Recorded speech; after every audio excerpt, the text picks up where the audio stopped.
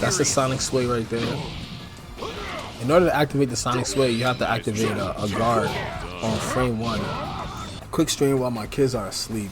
Playing Sparking Zero. Sparking Zero is an amazing game. By the way, it's an amazing game, regardless of what anybody says. And I'm gonna go over the most important battle training exercises that you guys need to go ahead and learn and master. You're gonna find it under the Advanced tab here. You're gonna go to Advanced Counters. Advanced Counters, you're gonna wanna master this. Impact Actions might also be a battle training exercise that you wanna familiarize yourself with, but definitely Advanced Counters, all 6 of these Advanced Counters, you wanna go ahead and master and understand, read the explanations, get a grasp of what these battle training exercises actually do, how they can help you win. You should be theorizing. If you want to be a top level Sparking Zero player, don't leave this mode, don't leave battle training until you fully have a thorough understanding. Like, you can explain this to a dog outside of combat, outside of battle. Alright, so for Perception, hold to activate Perception and counter your opponent's rush attacks. First, let's see what it actually says about Perception. Let's read the explanation. Perception is a counter move that can be used when you do not have a skill count available.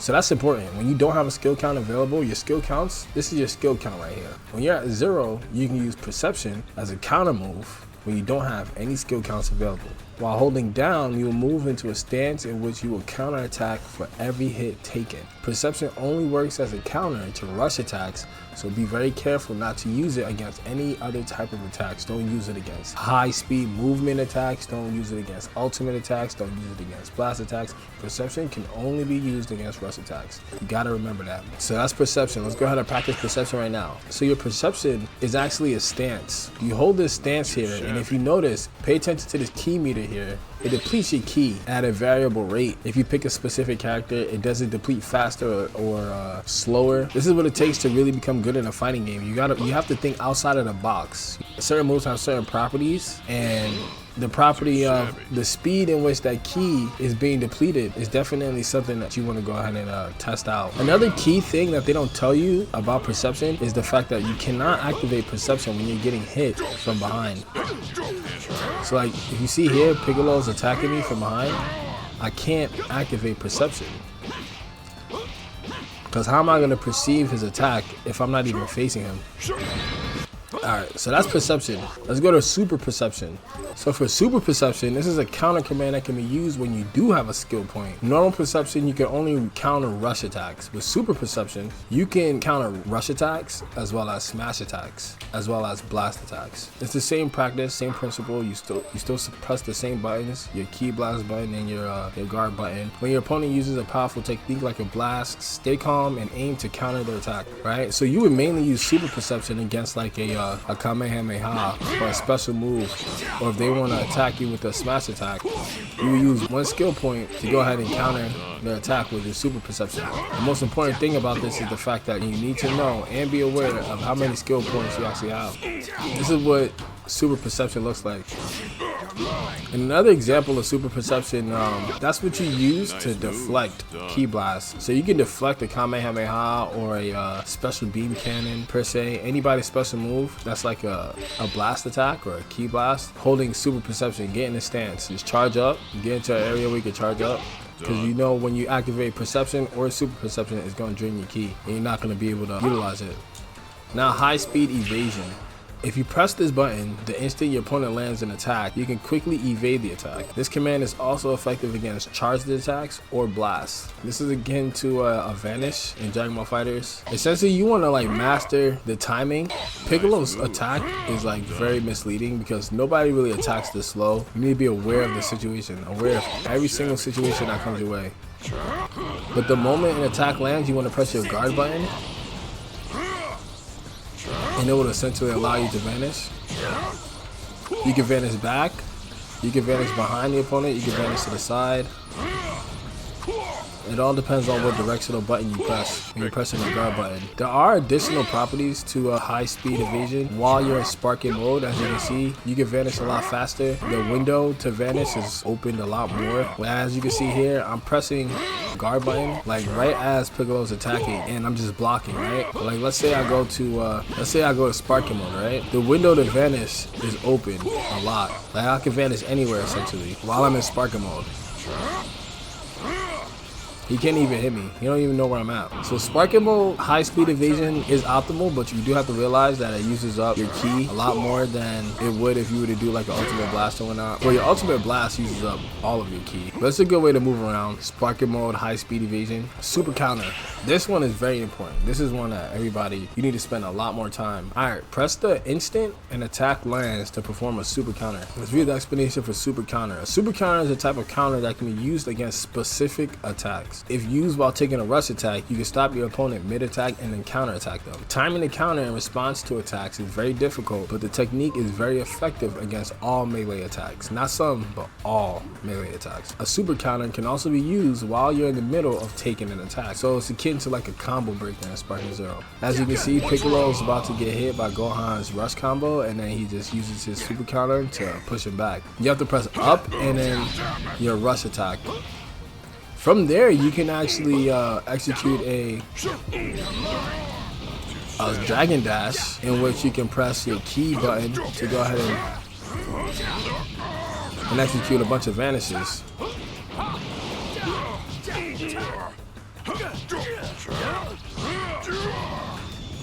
You do not need skill points to go ahead and activate your super counter. You just need to be in the middle of getting hit with the rush combo.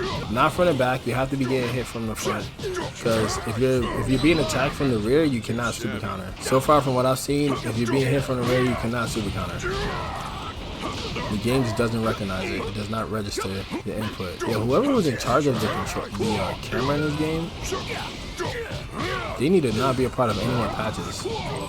If you want to ask which one is the most important out of all 6 of these battle training exercises, I'm going to tell you it's going to be super counter, because this is one that you don't use skill points for, and you can activate it in the middle of a rush combo. So there's ultimately no way that you can be prevented from using this move. You can use this whenever you want, whether you have skill points. Let's verify and see if you lose any ki while you're actually activating this. No, it doesn't take any ki. It doesn't take any ki at all. So you can activate this super counter as much as possible. You just have to make sure you hit it on the frame of the hit. And again, you can easily follow up after your super counter with the Dragon Dash. You would think that this command is so easy to implement, but it has to be like on the hit, on the frame 1 of the hit, the startup animation of their rush hit. He's gonna rush combo 7 times. So either on the 6th or the 7th hit, I'm gonna try to execute the super counter. Not done yet.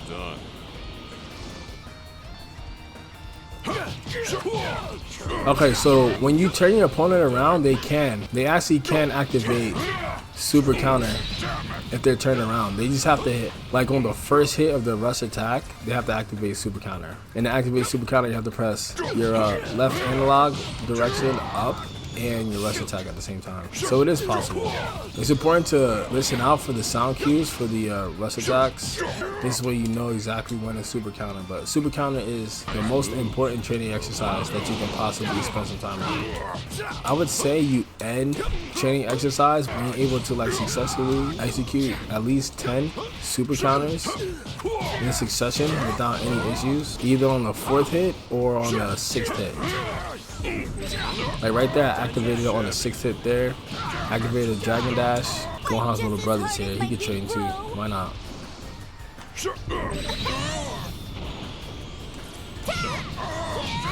Alright, cool. Alright, so that's super counter. Now we got Z counter. Z counter, they prompt me to press just before a follow-up attack lands. Press just before a follow attack lands to perform a Z counter. So you can essentially go into like a long duration of Z counters, you know? The moment that your opponent attempts to utilize their Z counter attack, you guys could just go into like a loop. It can become like a Z counter mini game where you're just pressing guard. You have to press it right before they actually attack you. Press guard right before they actually attack you. If they go ahead and activate their own Z counter, you guys can like battle against each other's Z counters. It'll be like you Z counter, he Z counters, you Z counters. And then the game changes from who can Z counter the fastest to who has the most ki. Because whenever you Z counter, you're using ki. And whoever has the most ki will be able to Z counter another iteration, and then they will win. Alright, so Piccolo's gonna kick me, I'm gonna fall back. and then I'm gonna press guard right before he attacks me. You can only Z counter follow-up attacks. You're not gonna use high speed evasion. You have to wait. You have to get knocked back on the first hit, and then after they hit you on the follow-up attack, that's what you can Z counter. Once you do this enough, you'll get used to like the speed and the timing of Z countering, and then it won't be as difficult as it appears to be. Now, Z counter uses: knock your opponent back, perform a follow-up attack, and then match their Z counter with the counter of your own. So we're gonna press rush, key blast, he's gonna Z counter, I'm gonna Z counter, and then I'm still gonna beat his. I wish they would like let the iteration play through though. Like we just Z counter against each other's key levels.